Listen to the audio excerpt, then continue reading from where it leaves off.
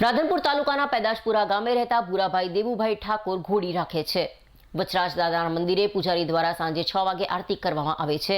ત્યારે ઝાલર વાગવાનો અવાજ સાંભળીને ગામમાંથી ઘોડી દોડી આવીને મંદિરે જાય છે અને મંદિરમાં ભગવાન વચરાજ દાદાના દર્શન કરી આરતી પૂરી થાય ત્યારે આરતી લઈને ચાલી જાય છે।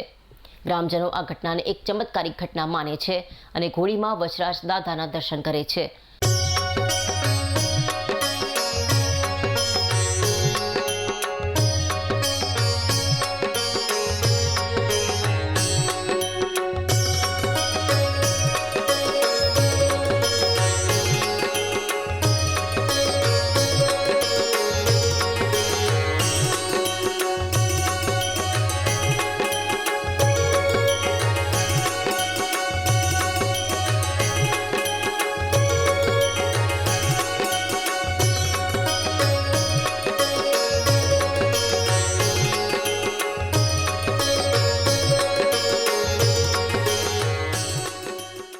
છેલ્લા 4 મહિનાથી દરરોજ સાંજે ઘોડી આરતીના સમયે ચોક્કસ પહોંચી જાય છે।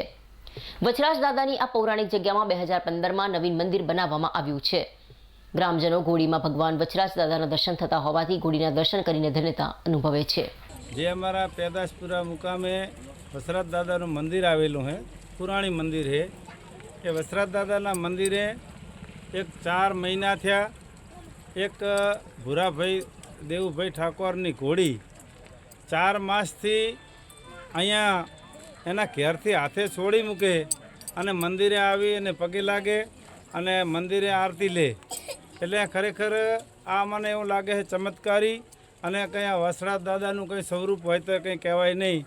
કારણ કે આવા જો પશુને પણ જો આવી ખબર પડતી હોય અને પશુ જો અહીંયા આવીને વચરાજ દાદાને નમન કરતું હોય તો આ કળિયુગમાં શું કહેવાય। ઘોડીને આરતી ટાણું થાય એટલે અમે છોડતા નહીં, તો એના હાથે તોડાવે એમ કરીએ છીએ, અમે છોડી દઈએ છીએ અને વાસડા દાદે આરતી લેવા જાય છે। અમે ઘોડીને પૂજા કરીએ છીએ। જ્યારે હું આરતી કરું છું ત્યારે ઘોડી કાયમ આરતી લેવા આવે છે।